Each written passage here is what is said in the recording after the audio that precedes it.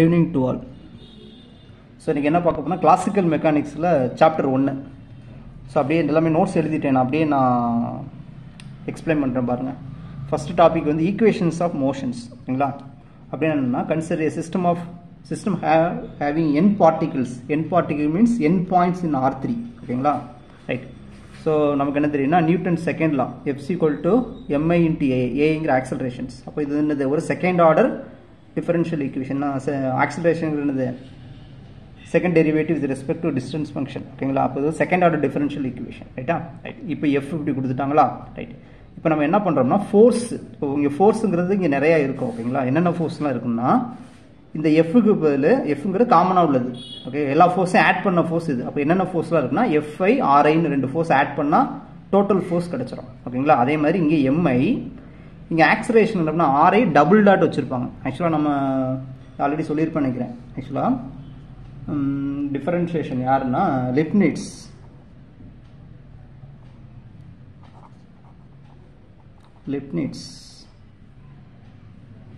அப்புறம் Newton, okay?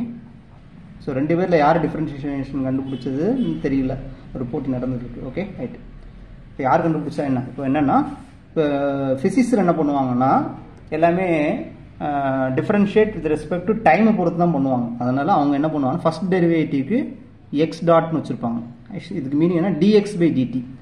Second டெரிவேட்டிவ்க்கு double dot வச்சுருப்பாங்க. Third டெரிவேட்டிவ்க்கு triple dot வச்சுருப்பாங்க, ஓகேங்களா?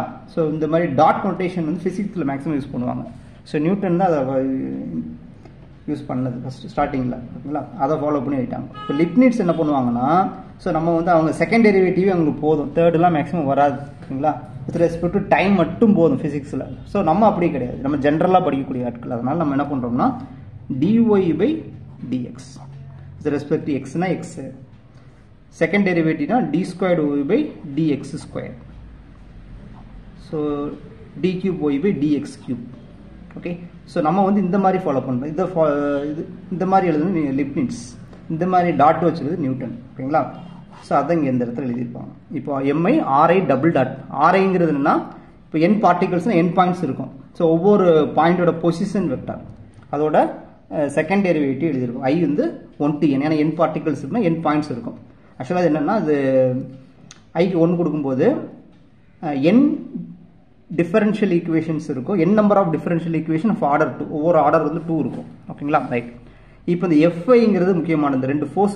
இப்போ miங்கிறது என்னன்னா mass of ith particle, okay? ith பார்ட்டிகளோட மாஸ் வந்து miன்னு எடுத்துக்கிறாங்க. Fiனா அப்ளைடு ஃபோர்ஸ், இது முக்கியமான word. Applied force on the ith particle. ith particle மேலே அப்ளைடு ஃபோர்ஸ் எவ்வளோ இருக்கு? ஆக்சுவலாக அது என்னன்னா, அது நிறைய ஃபோர்ஸ் வரும், அதோட சம்மு.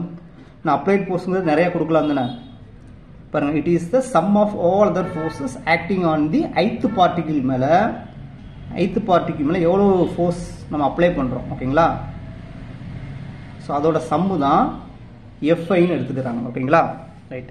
இப்போ Riனா கன்ஸ்ட்ரைன் ஃபோர்ஸ். கன்ஸ்ட்ரைன்னா பின்னாடி சொல்கிறேன், constraint force on the ith particle மேலே உள்ள கன்ஸ்ட்ரைன் ஃபோர்ஸ், ஓகேங்களா? Constraint force means some restricted force, okay? Right. So இது ரெண்டே சம் பண்ணால் நமக்கு டோட்டல் ஃபோர்ஸ் கிடைச்சிடும். இதுதான் இந்த equation of motions, okay? Right. இது ஞாபகம் வச்சுக்கிறது முக்கியமான, இதை மட்டும் நீங்கள் ஞாபகம் வச்சு அண்டர்லைன் பண்ணி வச்சு, இது 1 மார்க் கேட்பாங்க அப்படி டேரெக்டாக கொஸ்டின்ஸ். அடுத்து வந்து அதிலே கொடுத்துருப்பாங்க என்னென்னா force acts on the body. Force வந்து ஒரு ஆப்ஜெக்ட் மேலே எப்படி ஆக்ட் பண்ணுது, ஓகே? ஃபஸ்ட்டு வந்து கான்டாக்ட் ஃபோர்ஸஸ், இன்னொன்று வந்து body forces or field forces. Contact ஃபோர்ஸ்னு அர்த்தம் நம்ம தொடுறது மூலமாக ஃபோர்ஸ் கிரியேட் பண்ணுறது. புல் ஆர் புஷ் மூலமாக நம்ம ஃபோர்ஸை கிரியேட் பண்ணுறது. இப்போ புல் ஆர் புஷ் எங்கே பண்ண முடியும் அப்படின்னா, ஒரு ஆப்ஜெக்டோட சர்ஃபேஸில், அதாவது அந்த பவுண்டரி மேலே தான் நம்ம என்னது ஃபோர்ஸை வந்து கிரியேட் பண்ணுவோம். பட் இங்கே அப்படி கிடையாது. பாடி ஃபோர்ஸஸ்னால் அந்த ஆப்ஜெக்ட்டுக்கு உள்ள இன்டர்னல் ஃபோர்ஸ்ன்னு சொல்லுவாங்க, ஓகேவா? அது நம்ம அப்ளை பண்ண அவசியமே கிடையாது, ஆட்டோமேட்டிக்காக அது இங்கே இருக்கும், ஓகேங்களா? இதெல்லாம் கொடுத்துருக்கேன் பாருங்கள். So it applied only at its boundary surface only, not within the surface. சர்ஃபேஸ்க்குள்ளே நம்ம இது இருக்காது, பவுண்டரி உள்ள மட்டும்தான் இருக்கும். இங்கே என்னென்னா இப்போ என்னென்ன ஃபீல்டு ஃபோர்ஸஸ்னால் கிராவிடேஷனல் ஃபோர்ஸ் இருக்கும், மேக்னெட்டிக் ஃபோர்ஸ் இருக்கும், எலக்ட்ரிக்கல் ஃபோர்ஸு, லாரன்ஸ் ஃபோர்ஸ்லாம் சொல்லுவாங்கள்ல. இப்போ ஃப்ரிக்ஷனல் ஃபோர்ஸு, டென்ஷன் இருக்கும், ஸோ இந்த மாதிரி ஃபோர்ஸ் வந்து ஸோ எந்த ஒரு ஆப்ஜெக்ட் மேலே இருக்கக்கூடிய ஃபோர்ஸ் ஓகேங்களா. ஸோ இதுக்கு பேர் is applied through out the body. So body முழுவதும் என்னது ஃபீல் பண்ணக்கூடிய ஃபோர்ஸ் ஓகேங்களா. இது வந்து என்னது இது இம்பேக்ட் வந்து பாடி முழுவதும் இருக்கும். இது வந்து இது ஃபோர்ஸ் அப்ளை பண்ணும்போது ஒரு இம்பேக்ட் வந்து சர்ஃபேஸில் மட்டும் பவுண்டரி ஆஃப் த சர்ஃபேஸில் மட்டும் இருக்கும். இது வந்து இந்த பாடியோட த்ரோட் போர்ஷன் ஃபுல்லாக இருக்கும் ஓகேங்களா. ஸோ இது ஞாபகம் வச்சுக்கோங்க. ரைட். ஸோ இது அப்படியே நீங்கள் ஸ்க்ரீன்ஷாட் எடுத்து வச்சுக்கோங்க. அப்படியே ஸ்க்ரீன்ஷாட் எடுத்து வச்சு படிச்சுக்கோங்க ஓகேங்களா. ரைட். அடுத்து என்னன்னா ஓகே அடுத்து வந்து முக்கியமானதுன்னா ஜெனரலைஸ்டு கோஆர்டினேட்ஸ். நெக்ஸ்ட் டாபிக் வந்து ஜெனரலைஸ்டு கோஆர்டினேட்ஸ். ஜெனரலைஸ்டு கோஆர்டினேட்ஸ் என்ன இப்போ நம்ம மேக்ஸிமம் என்ன பண்ணுவோம்னா there are 3 கோஆர்டினேட்ஸ் ஃபாலோ பண்ணுவோம். ஒன்று Cartesian coordinates, second one polar coordinates. அதாவது போலார் கோஆர்டினேட்ஸ் R2ல மட்டும் பேசுவோம். 3 டைமென்ஷனில் என்னதுன்னா ஸ்பெரிக்கல் கோஆர்டினேட்ஸ், சிலிண்டரிக்கல் கோஆர்டினேட்ஸ்னு ஒரு 3 டைப்ஸ் ஆஃப் கோஆர்டினேட்ஸ் இருக்குது. ஓகே, இப்போ இது என்ன கோஆர்டினேட்ஸ் மென்ஷன் அதுபோல் நிறையா கோஆர்டினேட்ஸ் இருக்கும். ஸோ என்னன்னு மென்ஷன் பண்ணாமல் பொதுவாக ஒரு கோஆர்டினேட் ஓகேங்களா. ஸோ எதுன்னு நமக்கு தெரியாது. ஓகே, அது எதுவானாலும் இருக்கலாம் ஓகேங்களா. அப்போ ஒன்று இன்னொன்று எப்படி மாற்றுறது அதான் இங்கே கான்செப்ட். ஸோ இது ஆல்ரெடி நம்ம கால்குலஸில் ஏற்கனவே படித்த கான்செப்டாக தான் இருக்கும். இப்போ இன் 2 டைமென்ஷனில் ஆக்சுவலாக நம்ம ஃபிசிக்ஸ் படிக்க போகிறது ஆப்ஜெக்ட் வந்து R2 R3ல மட்டும்தான் இருக்கும் ஓகேங்களா. நான் R3க்கு மேலே R4க்கு மேலே போகவே போகாது, R3க்கு மேலே போகாது. ஒன்லி அந்த ஆப்ஜெக்ட் வந்து R2ல இருக்கும் இல்லை R3ல இருக்கும். ஏன்னா இங்கே ஸ்பேஸில் நம்ம ஸ்பேஸில் தானே இருக்கும், R3 ஸ்பேஸில் தானே இருக்கும். அப்போ இங்கே என்ன நடக்குதோ அதுதானே ஃபிசிக்ஸில் சொல்லுவாங்க, ஃபிசிக்ஸ் ஓகேங்களா. ஸோ அதனால் நம்ம R⁴, R⁵ ஹையர் டைமென்ஷன்லாம் போகவே மாட்டோம். நம்ம focus only on the R2 and R3. Okay right. இப்போ X and Y are coordinates of the point. இந்த பிங்கிற பாயிண்டோட கோஆர்டினேட் வந்து எக்ஸ் ஒய்ன்னு எடுத்துக்கிறோமா. அதே மாதிரி r, θ are coordinates called polar coordinates of the point P r, θ ஓகேங்களா. ஆக்சுவலாக என்ன அர்த்தம்னா the above point in R2 can be expressed in above 2. அப்போ கார்ட்டீசியன் கோஆர்டினேட்ஸ் கொடுத்தோம்னா போலாராக மாற்றலாம். போலார் கோஆர்டினேட்ஸ் ஆனால் கார்டினேஷன் ஆகும். ஆக்சுவலாக கோஆர்டினேட் டிரான்ஸ்ஃபர்மேஷன் சொல்லுவோம். அந்த கார்ட்டீசியன் கோஆர்டினேட்ஸ் வந்து போலாராக மாற்றுவோம், போலாராக கார்ட்டீசியனாக மாற்றுவோம்.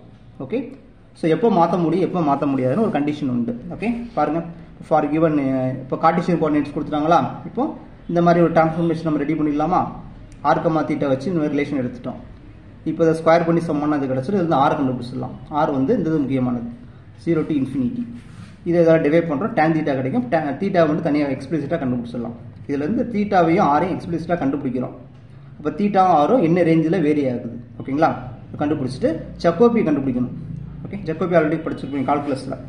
இந்த சேஞ்ச் ஆஃப் டபுள் இன்டகிரேஷன்லாம் இந்த வேரியபிளை சேஞ்ச் பண்ணி எழுதுவோமா, போலார் கோஆர்டினேட்ஸ் எப்படி மாற்றுவோம். ஸோ அந்த மாதிரி இடத்துல நம்ம இந்த ஜக்கோபி யூஸ் பண்ணுவோம் ஓகேங்களா. ஸோ இது எடுத்து இப்போ இதுக்கு நமக்கு தெரியும் இந்த இது மாதிரி எழுதி அப்படியே சிம்பிளை பண்ணுறோம். ஸோ நமக்கு ஒரு ஆறுங்கிறது பாசிட்டிவ் தான் ஓகேனா. r² வந்துருச்சுல பாசிட்டிவ் தான், அப்போது நான் நெகட்டிவ். ஓகே, ஸோ அதனால் r வந்து ≠ 0. அப்போ அதனால் இந்த ஜக்கோபி ≠ 0 வந்ததுனால இந்த டிரான்ஸ்ஃபர்மேஷன் பாசிபிள். ஓகே, அதாவது என்னென்னா தெர் இஸ் எ முக்கியமானது. ஆக்சுவலாக நாங்கள் வந்து இது எனக்கு எப்போ தெரியும்னா ஒன்று அதாவது சேஞ்ச் ஆஃப் கோஆர்டினேட்ஸ் வந்து ஆக்சுவலாக நம்ம எல்லா இடத்துலையும் பண்ணுவோம். ஃபஸ்ட்டு நம்ம பண்ணது வந்து எங்கே பண்ணோம்னா டபுள் இன்டகிரேஷனில் பண்ணுவோம். டபுள் இன்டகிரேஷன், ட்ரிபிள் இன்டகிரேஷனில் பண்ணுவோம். ஓகே, சிங்கிள் இன்டகிரேஷனையும் பண்ணியிருப்போம். எல்லா இடத்துலையுமே நம்ம change of variable technique use பண்ணுவாங்க. ஸோ ஸ்டாட்டிக்ஸில் வந்து மெயினாக இதை யூஸ் பண்ணுவாங்க. அதாவது மல்டிவேரியேட் கோஆர்டினேட்ஸ்க்குள்ளே நம்ம இதான் யூஸ் பண்ணுவோம். ஸ்டாட்டிக்ஸ் நம்ம அதிகமான இடத்துல யூஸ் பண்ணுவோம். அதை வச்சு நம்ம நிறைய டிஸ்ட்ரிபியூஷன்ஸ் கிடைக்கும். நீங்கள் ஸ்டாட் டீப்பாக படிச்சிங்கன்னா உங்களுக்கு தெரியும். அப்போ இந்த வேர்டு முக்கியம். There is a 1-to-1 correspondence between these coordinates. இந்த கோஆர்டினேட்டுக்கும் அந்த கோஆர்டினேட்டுக்கும் 1-to-1 கரஸ்பாண்டன்ஸ். அதாவது இங்கே ஒரு எலமெண்ட் இருக்குன்னா அது கரஸ்பாண்டிங் அங்கே ஒன்று இருக்கணும், அங்கே ஒன்று இருந்தால் அது கரஸ்பாண்டிங் இங்கே ஒன்று. அதான் 1-to-1 கரஸ்பாண்டன்ஸ் இருந்தால் மட்டும்தான் அந்த மாதிரி டிரான்ஸ்ஃபர்மேஷன் பாசிபிள். Okay right. அதாவது ஜக்கோபிஸ் ≠ 0 அந்த கண்டிஷன் மட்டும் நான் வச்சுக்கணும். ரைட். அடுத்து வந்து பாருங்கள், அடுத்து வந்து 3Dயில் பொறுத்தளவு கார்ட்டீசியன் கோஆர்டினேட்ஸ். 3Dயில் பாருங்கள் என்ன கொடுத்துருக்கோம்னா 3Dயில் கார்ட்டீசியன் கோஆர்டினேட்ஸை எப்படி சிலிண்ட்ரிக்கல் கோஆர்டினேட்ஸாக மாற்றுறது. இது x, y, செட்டு, இது r, θ, செட்டு. ஸோ எப்படி டிரான்ஸ்ஃபர்மேஷன்னா இந்த மாதிரி மாற்றிக்கணும். x = r cos θ, y = r sin θ, z = set. So இங்கே 3 ஆர்டினேட்ஸ் இருந்தால் அது கரஸ்பாண்டே அங்கே ஒரு 3 ஆர்டினேட்ஸ் இருக்கும். இப்போ வந்து இந்த ரேஞ்செலாம் பார்த்துங்க. ஆர் வந்து ரேடியஸ்னால பாசிட்டிவாக இருக்கும், தீட்டாங்கிற ஆங்கிள்னால 0 to 2π வரும். இசட்டுங்கிறது மறுபடியும் ஒரு ரியல் நம்பர் தானே, அதனால் -∞ +∞. அதுமாதிரி ஜக்கோபி கண்டுபிடிக்கிறோம், இதுக்கும் ஜக்கோபி கண்டுபிடிச்சா நான் ஜீரோ வரும். ஓகே, நீங்கள் ஆக்சுவலாக நீங்கள் சிம்ப்ளை பண்ணி பண்ணால் வரும், அது வந்து நான் ஜீரோ. அது என்னென்னு நமக்கு தேவையில்லை. ஓகேங்களா, ஸோ நான் ஜீரோ வரும். அதனால் வந்து இந்த டிரான்ஸ்ஃபர்மேஷன் பாசிபிள். Okay right. இப்போ அதே மாதிரி கார்ட்டீசியன் கோஆர்டினேட்ஸை வந்து ஸ்பெரிக்கல் கோஆர்டினேட்ஸாக மாற்றுறோம். இப்போ இது ஆர்க்கமாக தீட்டா லாஸ்ட்டு ஒரு ஆங்கிள் மாதிரி ஒன்றும் வரும். ஓகே, இதுதான் அங்கே முக்கியமானது. இப்போ இதுக்கு என்ன வரும் பாருங்கள், x = r cos θ, x = r sin θ. இந்த இடத்துல ஒரு எக்ஸ்ட்ரா ஒரு sin π, இங்கே sin π சேர்க்குறோம். செட்டுக்கு அதே மாதிரி r போட்டு cos π சேர்க்குறோம். ஓகேங்களா, இந்த வேரியேஷன்லாம் பார்த்துக்கோங்க. இதுக்கு ஜக்கோபி வந்து ≠ 0 இருக்குது, அதனால் இந்த டிரான்ஸ்ஃபர்மேஷன் வந்து பாசிபிள். ஸோ அப்படியே ஸ்க்ரீன்ஷாட் எடுத்து வச்சுக்கோங்க.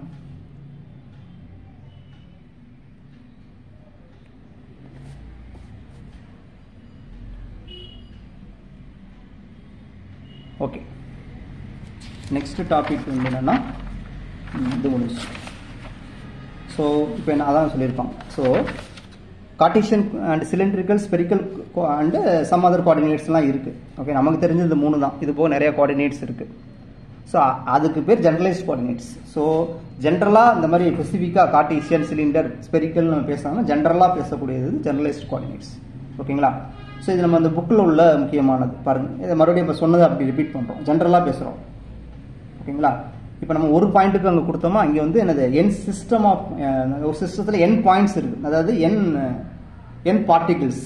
Okay right. இப்போது ஒரு முக்கியமான விஷயம்னா கார்ட்டீசியன் கோஆர்டினேட்ஸ் வந்து இப்படி இருக்குது R3ல், ஜெனரலைஸ்ட் கோஆர்டினேட்ஸ் தான் மாற்றுறோம் R3ல். அப்போது நம்ம என்ன பண்ணுவோம்னா ஒரு முக்கியமான விஷயம், ஆக்சுவலாக பாயிண்ட்ஸ் வந்து இப்போ பாயிண்ட்னாலே இது x, y, z இப்படி எடுப்போம். 3 ஒரு பாயிண்ட்டுக்கு 3 ஆர்டினேட்ஸ் தேவைப்படும், 3 கோஆர்டினேட்ஸ் தேவைப்படும். ஓகே, இப்போ இப்படி இருக்கா, இதுதான் ஃபஸ்ட்டு பாயிண்ட்டுக்கு 3 ஆர்டினேட் தேவைப்படும். ஓகே, செகண்ட் பாயிண்ட்டுக்கு அடுத்த 3, அதாவது 3க்கு அப்புறம் 4, 5, 6. இது செகண்ட் பாயிண்டோட கோஆர்டினேட். ஓகேவா, செகண்ட் பாயிண்ட்னா செகண்ட், அந்த சிஸ்டத்தில் செகண்ட் பார்ட்டிகிள். இது தேர்டு பார்ட்டிகிளோட கோஆர்டினேட்ஸ். இப்போ இதே மாதிரி எத்தனை நமக்கு இருக்குன்னா n particles இருக்குது, இதில் போட்டிருப்போம். B Cartesian coordinates of a system of n particles in R3. Okay, இந்த மாதிரி பாருங்க. இப்போது இது ஏன் 3nலாம் வருதுன்னா 3 எடுப்போம். ஓகேங்களா, அப்போ n கோஆர்டினேட்ஸ் வரணும்னா இப்போ 3n வந்து என்னது 3 குரூப்பாக பிரிச்சுக்கிறோம். அதாவது இது 3n 3 பிரிச்சா தான் n கிடைக்கும். ஓகேங்களா, 3 பிரிச்சுக்கிறோம். இது ஃபஸ்ட்டு பாயிண்ட்டு, அதாவது ஃபஸ்ட்டு பார்ட்டிகிள், இது செகண்ட் பார்ட்டிகிள், இது தேர்டு பார்ட்டிகிள். அப்போ n பார்ட்டிகிள் வரணும்னா கண்டிப்பாக இந்த இடத்துல 3n வந்துருக்கணும். ஓகேங்களா, அப்போது இது ஒரு பார்ட்டிகிள், இது ஒரு பார்ட்டிகிள், இது ஒரு பார்ட்டிகிள், இது ஒரு பார்ட்டிகிள், பார்ட்டிகிளோட கோஆர்டினேட்ஸ். ஓகே, அப்போ 3nங்கிறது வரும், முக்கியமானது. ஸோ நிறைய பேர் இங்கே கன்ஃபியூஸ் பண்ணுறீங்க, கன்ஃபியூஸ் பண்ணுறது இங்கே வேலையே கிடையாது. ஓகேங்களா, ஸோ நம்ம நம்ம இப்படி எடுத்துருப்போம், x1, x2, x1, x2, x3, y1, y2, y3 இப்படி எடுப்போம்.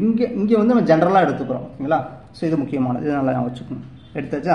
இப்போ கார்ட்டீசியன் கோஆர்டினேட்ஸ் இருக்குது. இதை எப்படி இந்த ஜெனரலைஸ் கோஆர்டினேட்டாக மாற்றுறதுன்னா, ஜெனரலைஸ் கோஆர்டினேட்ஸ் வந்து என்ன நோட்டேஷன் யூஸ் பண்ணுவாங்கன்னா Q1, Q2, Q3 இந்த மாதிரி யூஸ் பண்ணுவோம். அப்போ அதாவது 3n ஆர்டினேட்ஸ் இருக்குது, அப்போ 3n ஜெனரலைஸ் கோஆர்டினேட்ஸ் இருக்கும் இன்னும் R3ல். ரைட், இருக்குமா? இப்போ என்ன செய்யறோம், டிரான்ஸ்ஃபர்மேஷன் அதே மாதிரி ஈக்குவேஷன் கொடுக்குறாங்க. என்னன்னா ஒரு ரிலேஷன் நம்ம எழுதணும்ல, x = r cos θ, x = r sin. அதே மாதிரி இங்கே இது ரெண்டையும் ரிலேட் பண்ணி ஒரு ரிலேஷன் கொடுக்குறோம். ஓகே, இந்த மாதிரி இருக்கா? இப்போ இதுக்கு நம்ம ஜக்கோபி கண்டுபிடிப்போம். ஜக்கோபி கண்டுபிடிக்கும் போது ≠ 0 வரும். வர்றதுனால இந்த மாதிரி டிரான்ஸ்ஃபர்மேஷன் வந்து பாசிபிள். ஓகேவா? ஸோ இது முக்கியமான விஷயம். ஜக்கோபி இஸ் ≠ 0. இந்த கண்டிஷன் ஞாபகம் வச்சுக்கோங்க, வெரி வெரி இம்பார்ட்டன்ட். ஓகே, இது ஞாபகம் வச்சுக்கோங்க. லாஸ்ட் தெரியுதா?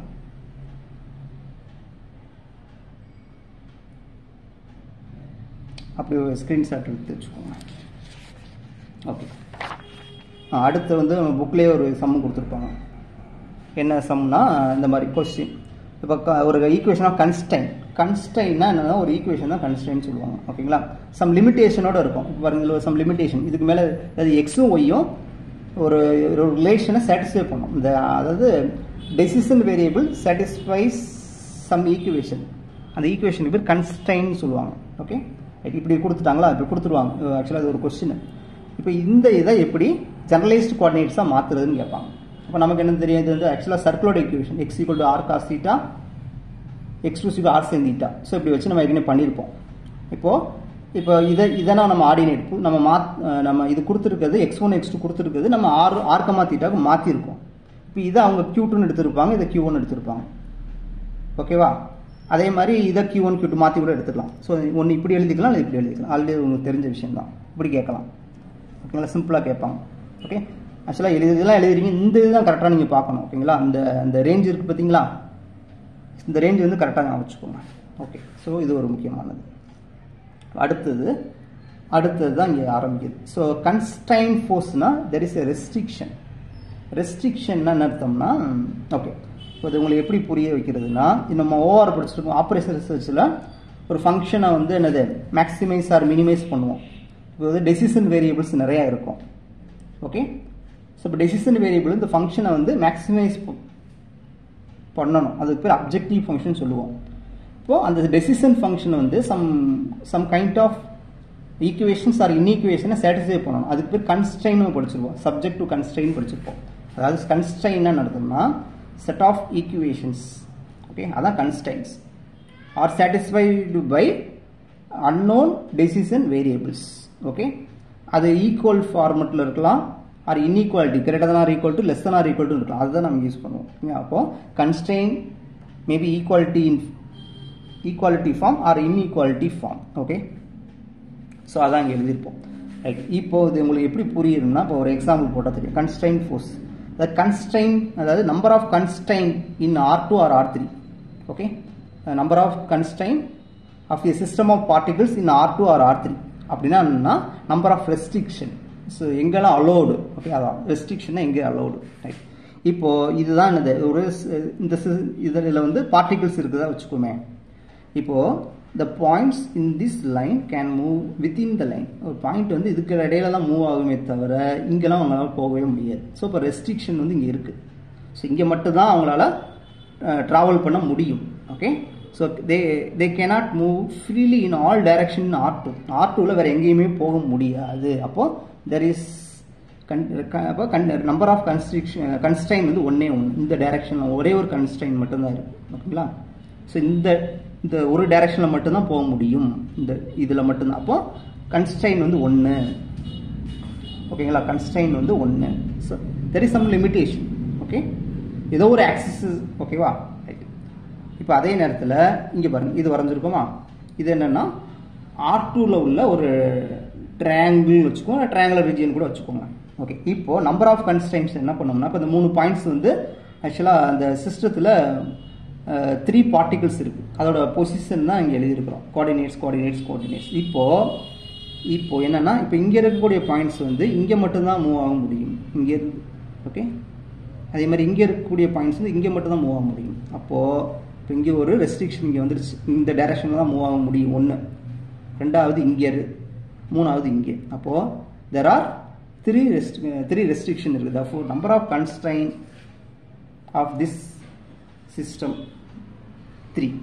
ஓகே, இதே மாதிரி பாருங்கள், இப்படி வச்சுக்குமா. இது என்னதுன்னா இப்படி வச்சுக்குவோம், x1 y2 x1 y1 இது கூட வச்சுக்கோம், x1 y1 set 1 கூட வச்சுக்குவோம், x1 y1 x1 x2 x3 y1 y2 y3. இது R3ல இருக்குது. set 1 set 2 set 3. அதே மாதிரி w1 w2 w3. ஸோ இப்போ இந்த சிஸ்டத்தில் there are 4 particles. ஓகே, அதான் 4 பாயிண்ட்ஸ். இப்போ நம்பர் ஆஃப் கன்ஸ்ட்ரைன்ட் 4. ஸோ இங்கே ஒரு ரெஸ்ட்ரிக்ஷன் இருக்குது, இங்கே 1 இங்கே 1 இங்கே 1. அப்போ 1 2 3 4 கன்ஸ்ட்ரைன்ட்ஸ். ஓகே, அதாவது ஒரு ஈக்குவேஷன்னா கன்ஸ்ட்ரைன்ட் ஒன்றுமே கிடையாது. ஓகே, இப்போ இது ஒரு ஈக்குவேஷனா, அப்போ ஒரே கன்ஸ்ட்ரைன்ட் 1. இது ஒரு ஈக்குவேஷனா, கன்ஸ்ட்ரைன்ட் 1. இது ஒரு ஈக்குவேஷனா 2. இது ஒரு ஈக்குவேஷனா, கன்ஸ்ட்ரைன்ட் 3. இப்போ இன்இக்வாலிட்டியும் ஒரு இதுதான் கன்சிடர் பண்ணிக்கலாம். அதுமாதிரி 1 2 3 4. இங்கே பார்த்தீங்கன்னா 1 2 3 4 5. ஓகே, ஸோ கன்ஸ்ட்ரைன்னா இப்படி தான் நீங்கள் புரிஞ்சுக்கணும். ஓகேங்களா? இப்போது அப்படியே எடுத்துக்கோங்க.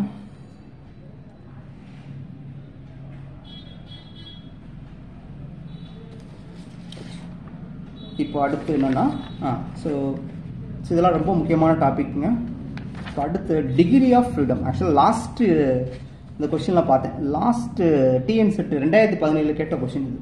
So number of degree of ஃப்ரீடம்னா என்னன்னே தெரியாமல் நம்ம படிக்கக்கூடாது ஃபஸ்ட்டு. ஓகே, இந்த ஆக்சுவலாக இந்த சாப்டரோட பேசிக்கே இந்த இடத்துல தான் ஆரம்பிக்குது. So very very important. ஆக்சுவலாக கன்ஸ்ட்ரைன்னு அர்த்தம் தேர் இஸ் எ ரெஸ்ட்ரிக்ஷன். இங்கே ஸோ ஃப்ரீடம். ஓகே, ஃப்ரீயாக மூவ் ஆகிக்கலாம். ஸோ எந்த ரீஜனில் ஃப்ரீயாக மூவ் ஆகலாம், அதான் எங்கள் கான்செப்ட்.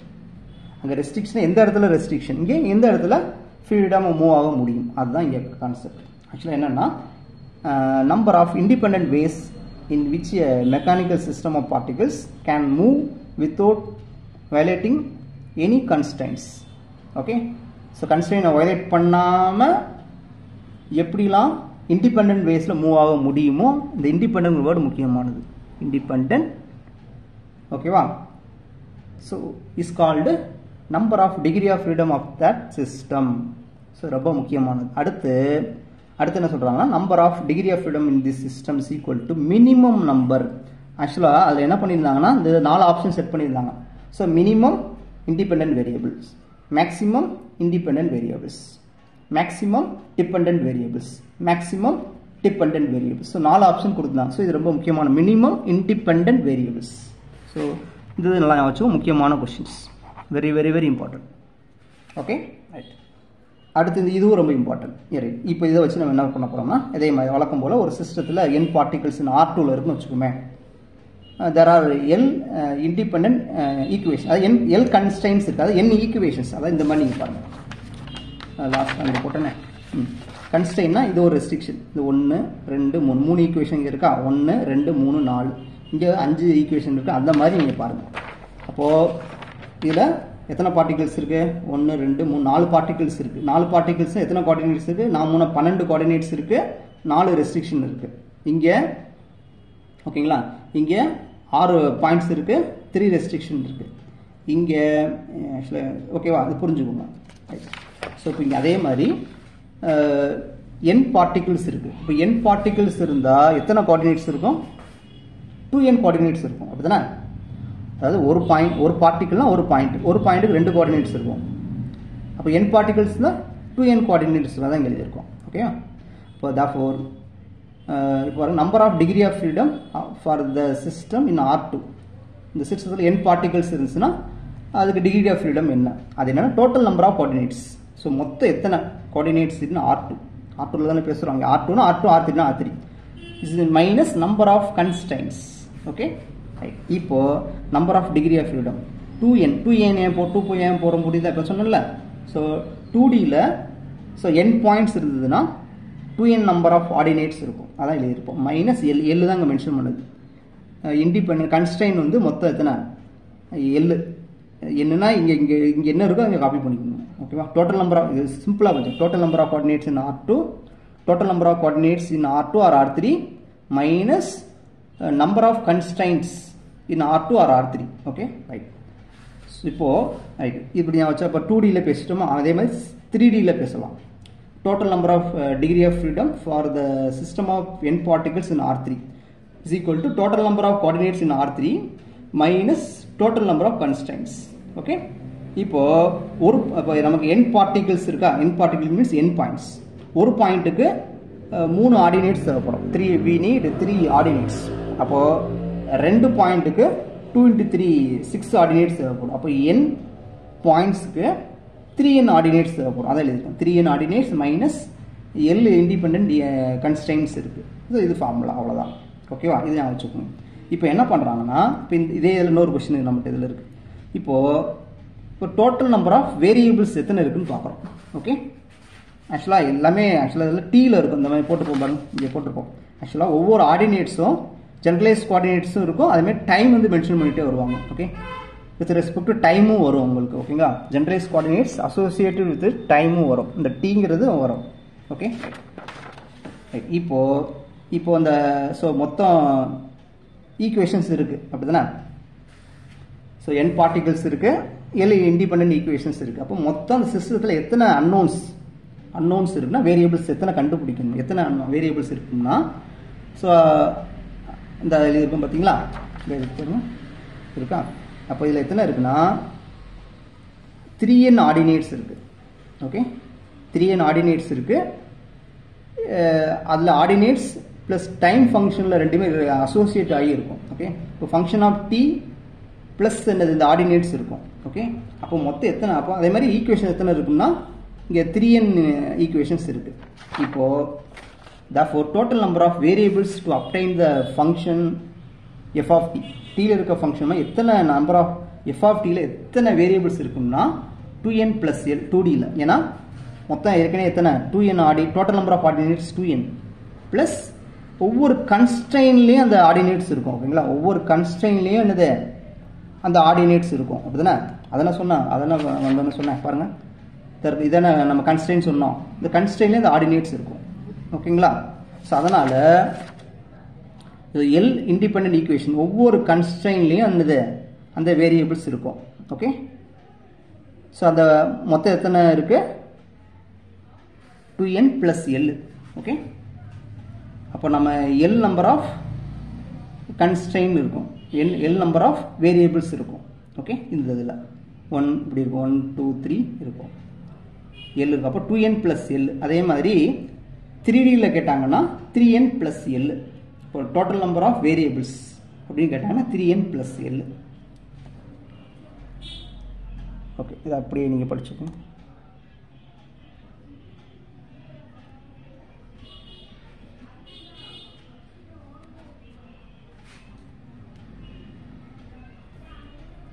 ஓகே, லாஸ்ட் நினைக்கிறேன்.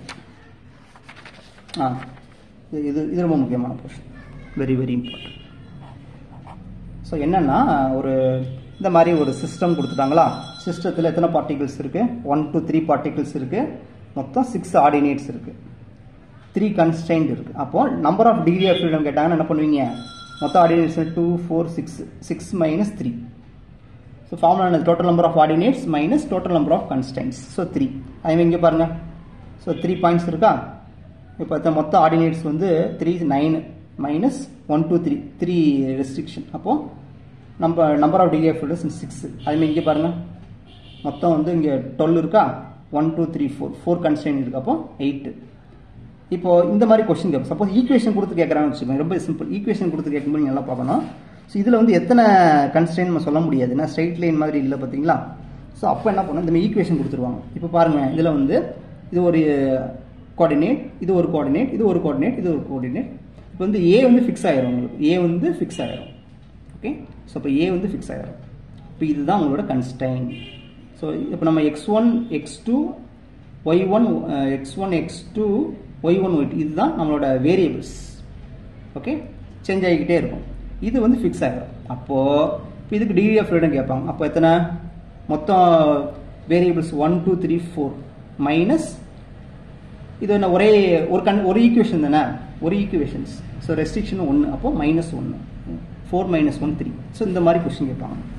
ஓகேங்களா, இது நல்லா புரிஞ்சுக்கும். இப்போ அதே மாதிரி டிகிரி ஆஃப் ஃப்ரீடம் ஃபார் இந்த மாதிரி கொடுக்குறாங்களா. இப்போ இங்கே என்னன்னா மொத்த டெசிஷன் வேரியபிள் எத்தனை 2 தான், எக்ஸும் ஒய்யும், மைனஸ் கன்ஸ்ட்ரெயின்ட் ஒரே ஒரு ஈக்குவேஷன் தானே கொடுத்துருக்காங்க, அப்போ 1 முடிஞ்சது.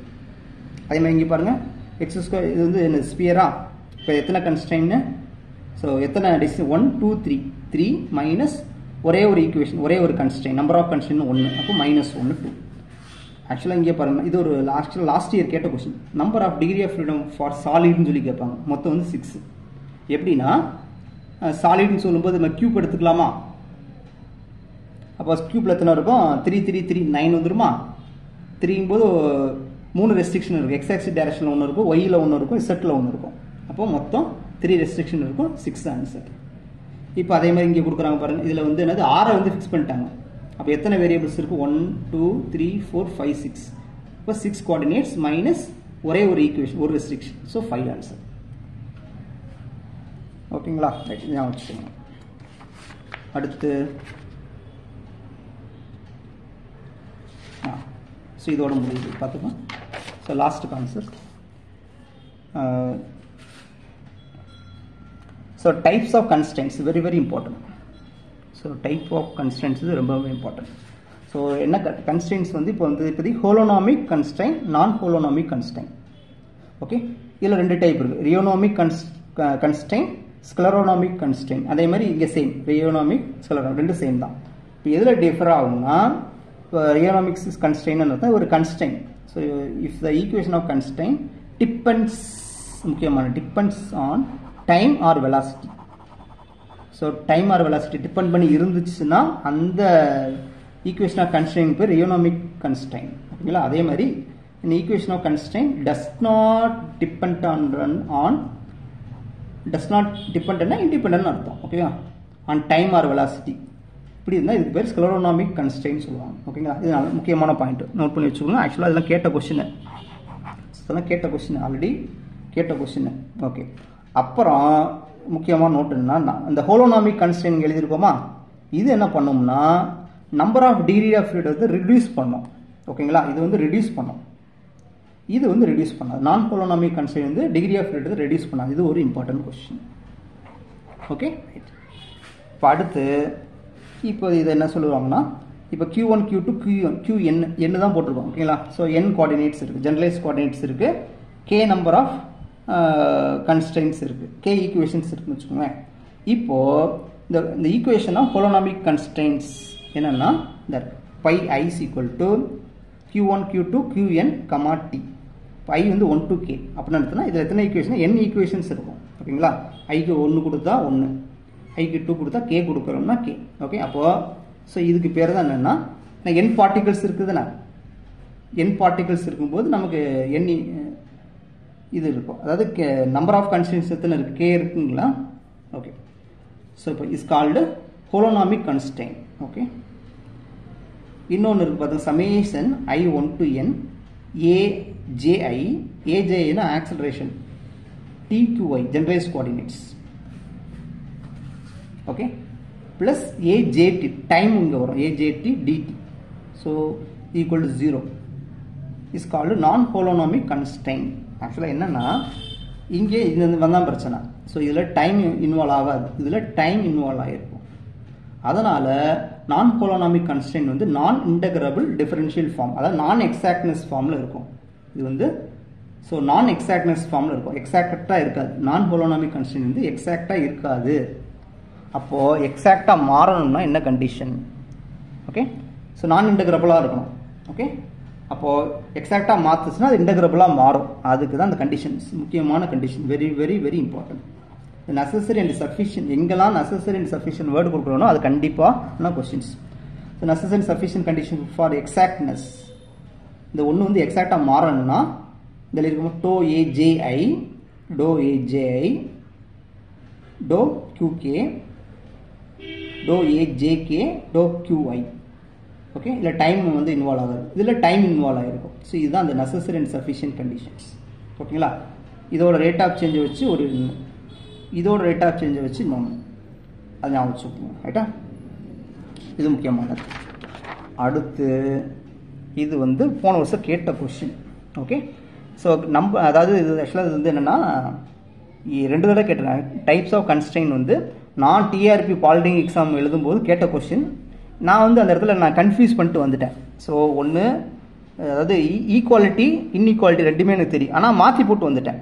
ஓகேங்களா? என்ன காரணம்னா அது ஒரு அந்த நேரத்தில் எனக்கு மாற்றி போட்டேன், நல்லா படிச்சுட்டு போனேன், எனக்கு அந்த இடத்துல லைட்டாக மாறிடுச்சு. அது ஒன்று, அந்த இடத்துல எனக்கு சர்க்கிள் வந்துச்சு. இப்போது போன வருஷம் TN செட் 2017 இந்த கொஸ்டின் கேட்டிருக்காங்க. இதுவான்னு தெரியல, ரெண்டில் ஏதோ ஒன்று கேட்டிருந்தாங்க. Okay, right. இப்போது யூனிலேட்ரல் கன்ஸ்ட்ரெயின் வந்து இந்த டைப்ஸ் ஆஃப் கன்ஸ்ட்ரெயின் இன்னும் 2 வரும். இது ஈக்குவேஷன் ஆஃப் கன்ஸ்ட்ரெயின் இன்இக்வாலிட்டி ஃபார்மில் இருக்கும். இன்இக்வாலிட்டினா greater than or equal to less than or equal ஃபார்மெட்டில் இருக்கும். ஓகே, ஸோ இப்படி ஏதாச்சும் ஒன்றில் இருக்கும்.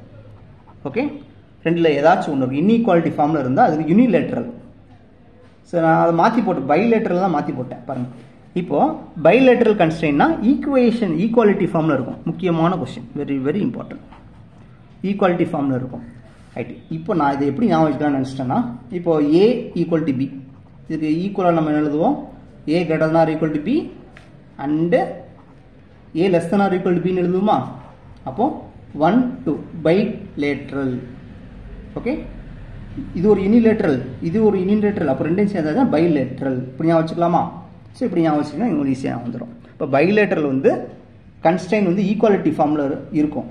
ஓகேங்களா? இங்கே வந்து இன்இக்வாலிட்டி ஃபார்மில் இருக்கும். ஓகே, தேங்க்ஸ் ஃபார் வாட்சிங். ஸோ இவ்வளோதான். ஸோ நம்ம என்ன பண்ணுறோம், இதில் வந்து ஃபஸ்ட்டு சாப்டர் ஒன்றில்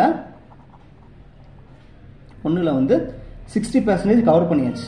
ஓகே, இன்னும் ஒரு கொஞ்சம் டாபிக் தான். ஈவினிங்கில் அதை போட்டு சாப்டர் 1 நம்ம இன்றைக்கி முடிச்சிருவோம். அதே மாதிரி நாளைக்கு வந்து சாப்டர் 2 முடிச்சிருவோம். ஓகே, தேங்க்ஸ் ஃபார் வாட்சிங்.